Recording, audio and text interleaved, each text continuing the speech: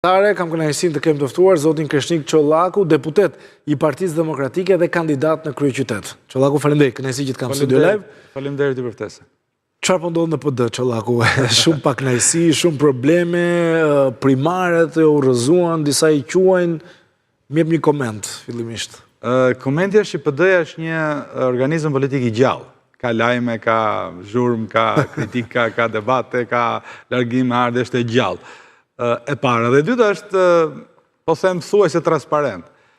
E kundërta e asaj që ndodh në Kamën përballë, që ka një detashment të mbyllur, statik të rregullt. Madje deputetët janë shpesh të kënaqur që s'janë në listë ose janë në listat e hapura. Kupton domthon, kemi këto dy modele. Një model i vërtet, është e vërtet po do janë më. Edhe kur zihemi, bërtasim, jemi të vërtet me njëri tjetrin. Këtej është një gjë kështu, një pasqyrë që nuk e cep njëri, përveç se kur dalin në njërë dhe shkojnë në SPAK edhe i arrestojnë. Por pavarësisht saj, PD-ja është tani më në starti, nëse temi që ka filluar starti i fushatës elektorale, përgatitja për fushatën elektorale, patjetër ka kaluar në procese shumë sfiduese, disa të realizuara mirë, disa të realizuara pjesërisht, disa që duhen analizuar dhe duhen rikthyer për të rikorrigjuar në momente të tjera. E rëndësishme është që të gjithë jemi koshient për te çdo lloj problematike apo situate sfiduese që kemi kaluar, të zgjidhur me sukses apo jo, po të gjithë jemi koshient se tani duhen fokusuar gjitha energjit, mendjet, vullnetet dhe votat te një qëllim: rotacioni politik, rrëzimi i Edi Ramës. Asgjë më pak se kaq nuk quhet sukses për Partinë Demokratike. Asnjë llogari mandatesh, asnjë llogari vendesh, as arritemi ku ulemi, ka vetëm një emër suksesi i opozitës dhe i Partisë Demokratike: rrëzimi Edi Ramës. Dhe të gjithë duhet fokusojmë mendjet, energjit, fjalët, votën, mbështetjen, gjithçka për ta realizuar këtë qëllim. Çollaku, para se kaloj atje, është ajo shpreha që si ishte opozita sot, do jetë edhe qeveria nesër nëse do të fitojë gjithmonë. Ju kandiduat në primare në Dibër dhe jeni kandidat në kryeqytet. Është kërkesë juaja apo e vendosi partia? Sepse primaret është një proces që ishte shumë i rëndësishëm, por duket sikur edhe me largimin e shumë emrave që kanë qenë ndër të parët u rrëzuan. Arber, unë kam qenë ndër njerëzit të pakta dhe publikisht. Tu kam dëshmi publike që kam paraqitur dhe në atë kohë skepticizmin tim karshi këtij modelit primareve dhe kohës kur këto zhvilloheshin. Çfarë unë dua të them, dhe kjo është binja ime dhe sot, që primarët janë një ide e mirë, është një ide demokratike brenda partive. Por primarët siç bëhen në Amerikë. Jo primare 2 javë para ditës zgjedhjeve. Primarët në Amerikë janë kur ka paktën 6 muaj apo 1 vit kohë. Kandidatët paraqesin platformat politike, shikon debat publik, nuk pam asnjë nga këto. Unë mendoj pra që ideja e primarëve është një ide e mirë, demokratike, e mbështes, por absolutisht modaliteti me të cilën Partia Demokratike i ka zhvilluar në disa herë këto primare është totalisht i gabuari. Dhe në fakt prodhoi anormalitetet panevojshme. Dhe mendoj që po të mos ishte ndërhyrja balancuese shumë e nevojshme dhe kritike do thoja e kryesisë Partisë Demokratike, që edhe zotit Berisha, do të kishin patur produkte elektorale jashtëzakonisht çuditshme. Është e pamundur që të shkosh drejt produktit në mënyrë elektoral, kur ti e lë procesin në gjendje të lirë dhe kryetari i strukturës së një të PD-s, temi këtë rast, të një fshati diku, fiton 100% kutinë e votimit, por nuk ka asnjë peshë elektorale për të ballavaquar me jo thash, jo për shkak të mungesës jo për dëshirën e keqe, por është një mekanizëm të cilën e duhet ta ripërpunojmë, për mendimin tim duhet totalisht riformatuar primaret, ku si bëhet koha formati. Këto që kemi parë nuk janë primare, këto janë një votë brenda partisë, e cila në mënyrë absolute po të mos kishte patur ndërhyrjen balancuese, pavarësisht herë ka qenë perfekte, herë jo perfekte, por ndërhyrja balancuese nga kryesia e Partisë Demokratike e ka futur në shinë procesin. Në të kundërt kishim patur situata që s'do t'i kishim preferuar. Pra, je dakord me këtë vendimarrje që disa deputet që kanë marrë numrin më të lartë të primareve, zoti Sulejman Elbasan, zonja Tabaku, zoti Ali Mehmeti në kryeqytet, janë të listat e hapura? Nuk do të ishe dakord në parim që dikush që ka marrë votë, mbështetje në votat, ishte në lista jo të promovuset, ishte në listat ku do duhesh të punë. Por, nga nga tjetër, nuk e shoh dhe listat e hapura si zonë dëshkimore. Madje do t'ishte u përmendimin tim, çudia është pse aktorë shumë fuqishëm politik në Partinë Demokratike kërkojnë të jenë listat mbyllura.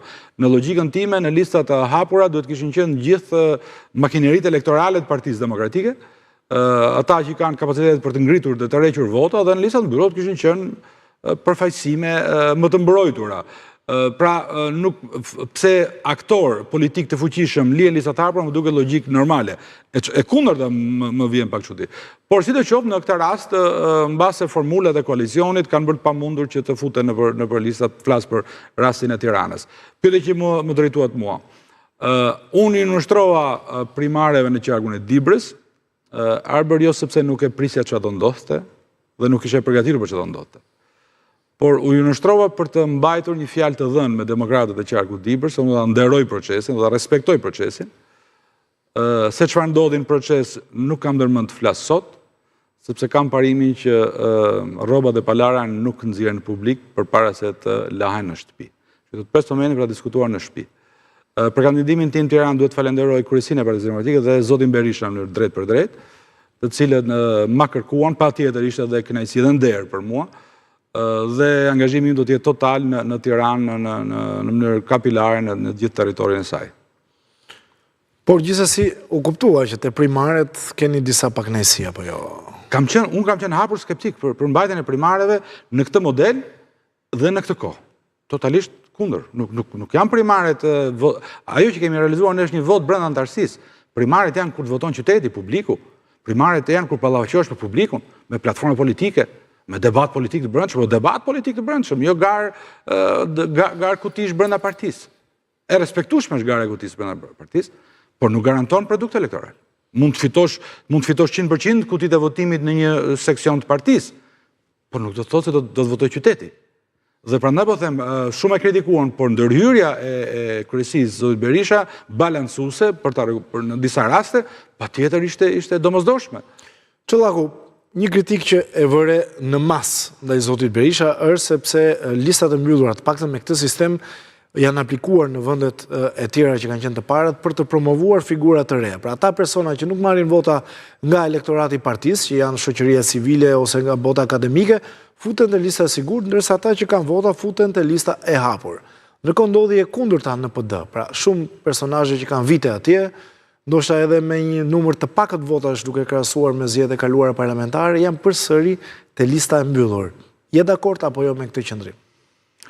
Unë do thash dhe pak më parë, unë do të prisja që kush ndihet dhe aktorët e rëndësishëm të investuar politikisht të qëndronin në pjesën e hapur për të shtuar votat, për të fuqizuar, për të ngritur nivelin e përthithjes votës. Pra, kur më pyesni pse filani apo pa hyrë shumë me emra, apo ndoshta nëse doni rëndësishëm janë jashtë listave, mendoj që kjo është logjike mirë politike. Unë do ta kisha patur, do isha vënë një farë pozitet, nuk kisha dhënë hajde në një listë mbyllur në Tiranë. Sepse e para njerë mendoj që duhet ballafaqohemi në listë hapur në terren. Unë nuk kam frikë nga përballja me publikun dhe elektoratin. E dyta, sepse edhe po të kishte qenë një renditje e kritereve të caktuara, ka patur të tjerë që duhet ta kishin marrë.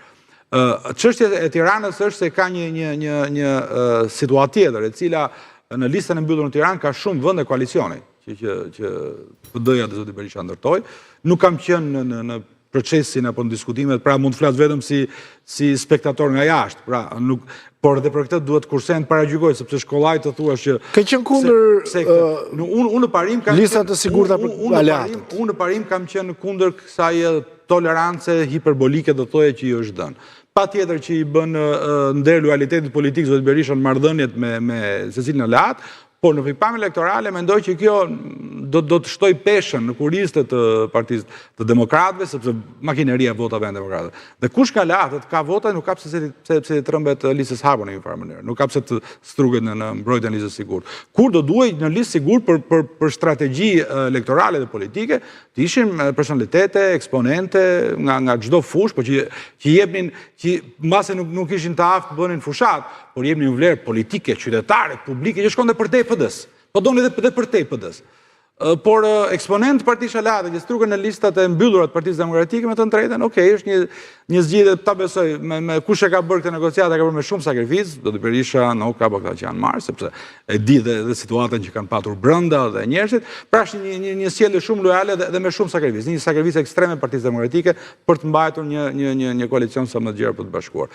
Megjithatë, pavarësisht kësaj, unë them që energji të mira ka edhe në listën e hapur, ka politikanë aktivë që njohin terrenin, njohin fushatat, ka politikanë të artikuluar, ka një kontingjent mirë dhe unë besoj të bëjmë maksimalen për të mbyllur me sukses këtë betejë politike në Tiranë, ku modestisht dhe unë do të jap kontributin tim. Çollaku, cili është objektivi që keni si Parti Demokratike në kryeqytet? Sa mandate synoni? Personalisht, nuk po flas në emër se duhet flishin drejtuesët zyrtar, por personalisht për mua çdo gjë poshtë 18 mandateve në Tiranë është dështim. Pra 18 e sipër shoh sukses. 18 e sipër. Patjetër. Do ishte një rezultat historik, ha? Do të ishte një rezultat historik. Do të ishte një Në kaluar ka marrë 12 po doja mos. Do të ishte 14. 14 me aleatët. Po. Do të ishte një rezultat historik, do të ishte një rezultat që i përputhej gjendjes të vendit. Pra në këtë situatë të tmeshme kush ka nisur vendi dhe Tirana, do të ishte logjika normale politike është që shkohet, votohet masivisht opozita. Dhe prandaj jo them që 18 e them me një lloj vetëpërmbajtje, do të ishte poshtë 18-s, nuk është se kemi bërë në jetë madhe. 18 e sipër flitet për sukses real politik. Sepse kjo do të ishte logjika normale politike. Çdo gjë që ndodh jashtë kësaj, pastaj është anomali dhe është unë nuk e imagjinoj me të drejtën se pavarësisht problematikave, rreshtimeve, situatave, Tirana do votoj për ndryshim. Shqipëria do votoj për ndryshim. Mirë, do ta ndjekim dhe do ta shikojmë. Më jep një koment edhe për pjesën që ka të bëjë listat e PS-s. Si i ke parë listat e konkurrentit tuaj? Emra të rëndësishëm që janë në lista hapur. Do t'i keni përballë rival direkt. Braçe, Xhafaj, Majko, Qefalia, Kodheli e tjerë. Unë e preferoj, bën mirë që e bën këtë formë, edhe pse nuk mendoj që zoti Rama e ka bërë për lojën fair të garës. Edi Rama ka bërë një operacion spastrimi brenda llojit vet, kjo është e dukshme e qartë dhe me shumë kolegë në parlament nga kampi tjetër këtë ndjen edhe dhallon. Por andaj nga Dibra ka një shprehje të bukur. Hasmin e dua fodull, thon. Pra, nderi i beteje nuk është kur e bën me kundërshtar paçavure. E bën kur e bën me kundërshtar fodull, karnar, domethënë të fortë. Kështu që më mirë hasmi fodull, pra më mirë kundërshtar të fortë, se sa po të kishte vënë kështu histori nga këta që ka vënë në për kabinet qeveritar apo në listat e mbyllura. Ai e ka bërë për t'i hequr qafe. Por me thënë drejtën, unë personalisht mendoj që na ka dhënë kënaqësinë e një beteje të mirë në Tiranë dhe unë e kam qejf betejën e mirë në Tiranë. Ku je deleguar, në cilën zonë? Muloj zonën e njësisë 4, zonën e njësisë 14 dhe njësinë 2 në Tiranë, por paka shumë do të bëj fushat, nuk kam ndërmend të bëj fushat të mbyllur, këtë do më lajosh 2 minuta, të bëj të mbyllur vetëm në zonat apo me strukturat. Unë mendoj dhe fushat e ime ka përqenë në gjithë Tiranën.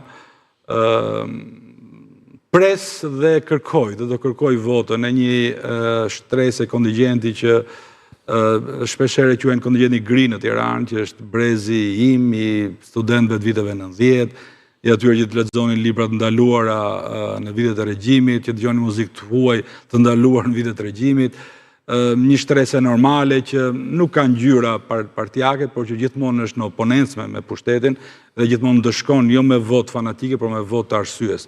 Kështu do t'i drejtohem pavarësisht nëse ndodhen në një zonë apo në një tjetër, për në gjithë Tiranën, atyre qytetarëve të Tiranës që votojnë me arsye, votën arsyes, sepse mendoj që këtu tash po e lë dhe modestin, përfaqësoj një model politikane i cili mund të kemë bërë gabimet apo sukseset e mia politike. Por jam përpjekur që në çdo sjellje time politike të kem patur si busull orientuese logjikën dhe arsyen. kur nuk kam cënuar personalitetin e askujt. Një ndër krenaritë e mia është në 4 vjet në base, kush do t'i bëjë ndonjëherë këto statistik, në asnjë fjalën time, në asnjë debatin time, do të dëgjoni një shprehje personalisht fyese e polinçuese, ka çdo lloj kundërshtari, pavarësisht se ka qenë dhe pro institucioneve si SPAK duhet theksuar. Dhe patjetër e keni ende këtë qendrim besoj. Absolutisht, në qendrimet e mia kam qenë qendrimet nuk i përdor dhe nuk i nxjerr sepse më le verdis ose më mund të shkoj diku, unë qendrimet e bindet i kam në varësi të asaj çfarë mendon, më thot arsyeja ime dhe formimi im. Dhe mendoj që kjo kategori do të jetë një kategori në PD, ka kategori, sepse është një format i madh, ka ata luftarakët që ka ata më të heshturit, ka një kategori si puna ime, dhe unë mendoj që një elektorat i cili do ta vlerësonte këtë formatin e politikës, që të paktën në modeste unë kam prodhuar, besoj që do të ishte një vot mbështetëse, të cilën unë do ta kërkoj, mendoj që e meritoj, dhe patjetër mendoj që në datën 11 maj kjo do të duket në emrin Krishtik Çollaku në Tiranë. Çollaku, për partitë e reja, më jep një koment. Përse ishte kaq e vështirë që PD-ja ti fuste në koalicionin e saj? Mundësia zotit Sheaj, Lapaj, Tismathurje, pra shumë elementari. Ti e di, unë kam qenë njerëzit me shumë kosto personale pastaj. Në njerëzit që kam bërë betejë më shumë se çdo kush, kam bërtitur, kam uluritur, kam shkruar për bashkimin e opozitës. Kam marrë dhe kosto politike për këtë gjë.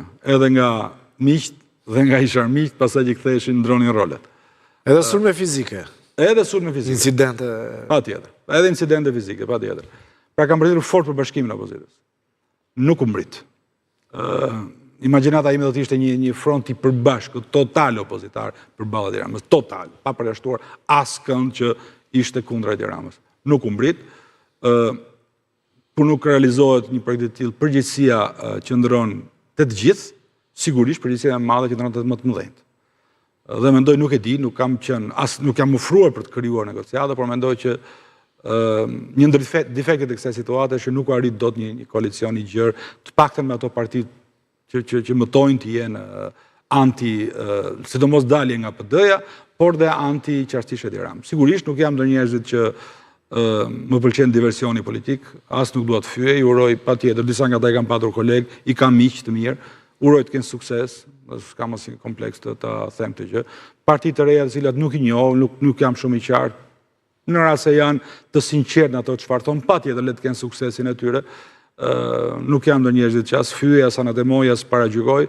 E mira do të ishte për të gjithë që ky front sot ishte i përbashkët. Unë kam bërë maksimumin tim dhe duhet të thënë që ishte një përpjekje e cila dështua me sukses për të patur një front të përbashkët total. Shpresoj që kjo nuk do dëmtoj elektoralisht secilën të gjithë opozitën, në secilën pjesën e vet, dhe mund të jetë një reflektim për mëtej, sepse betejë do vazhdojë betejë politike do të kemi sigurisht. Kështu që le të shohim. Sukseset gjithëve, nuk jam në njerëzit, do më dëgjoni të flas të akuzoj, sukseset gjithëve, për mua rëndësi ka fitoria e Partisë Demokratike, rotacioni politik. Çdo gjë që pastaj ndihmon rotacionin politik, edhe po të mos e kemi kuptuar mirë sot, apo keq nesër, apo anasjellas, rëndësi ka të shërbej rotacionin dhe ndryshimin në vend. Ndryshimi në vend është jetik për vendin. Është jetik, është vazhdimi i kësaj statukoje politike për të qenë fatale për fatin e Shqipërisë, për zhvillimet e Shqipërisë, po doni edhe për interesa të tjera më gjerë se Shqipëria, ku flas për rajonin, në Kosovën, është e domosdoshme ndryshimi në Tiranë për të kapur kohën, për të kapur një kohë e cila ka bërë të jashtëzakonisht sfiduese dhe e vështirë, jo brenda vendit, por edhe jashtë rajon apo edhe në kontinent. Çollaku, jeni një ekspert i çështjeve ndërkombëtare, me eksperiencë në diplomaci. Më jep një koment për këtë qasje që ka zoti Berisha së fundmi ndaj presidentit Trump, një vendim i cili pati shumë reagime, shumë debate nga ana e tij për të mbyllur zërin e Amerikës, Radio në Europa e Lirë, që ti e di shumë mirë ka një histori të jashtëzakonshme ndaj sistemeve komuniste fillimisht, madje kanë shërbyer edhe në disa akte të rëndësishme në favor të disidentëve gjatë atyre viteve. Zoti Berisha mbështeti një akt anticensure. Pyetja nuk e kam vetëm për këtë, po e kam në tërësi. Duhet jetë pak më e kujdesshme Partia Demokratike në mbështetje të çfarëdo lloj gjëje që duket sikur nuk është shumë e qartë dhe mund të japë impakt dhe në Ballkan. Kujtoj këtu një tjetër deklaratë që ka bërë një antar i familjes Trump në Serbi pak ditë më parë që bombardimi erdhi sepse Bill Clinton atkoh ish presidenti amerikan kishte probleme të brendshme.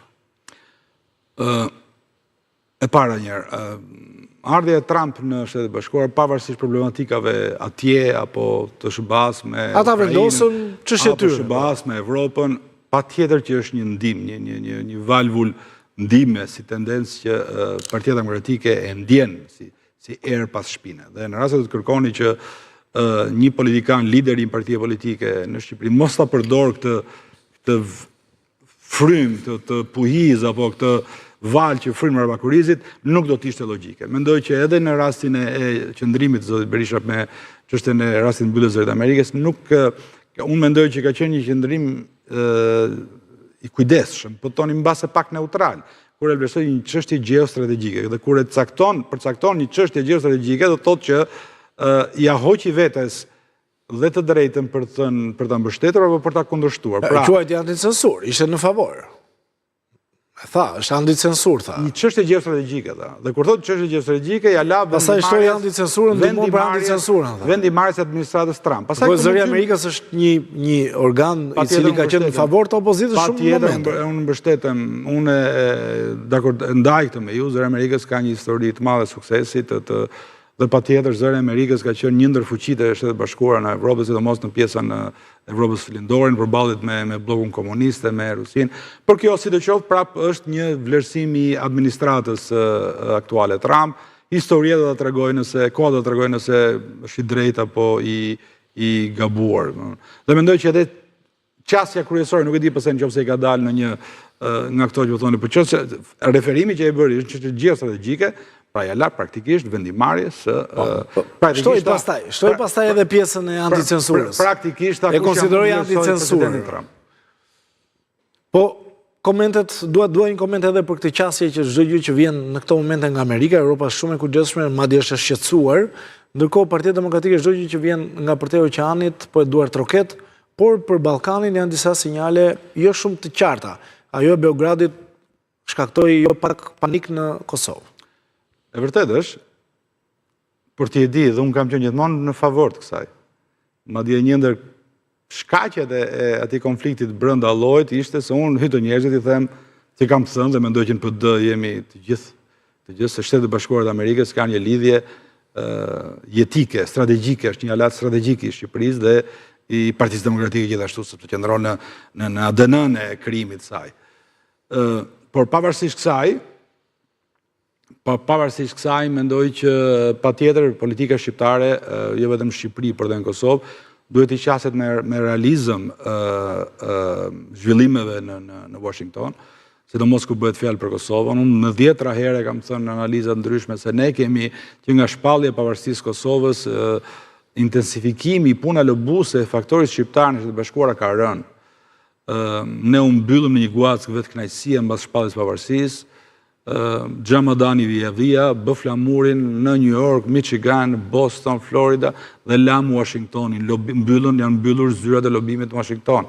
Ndërkohë që serbët, që deri në atë kohë silleshin shqiptarët sot, arrogant, sepse Jugosllavia kishte një marrëdhënie Titos në atë kohë. Kishte një marrëdhënie për shkak të diplomacisë Titos, kishte një marrëdhënie me administratat ndryshme amerikane si kundërvënie karshi bllokut sovjetik, dhe për shkak të kësaj silleshin arrogant.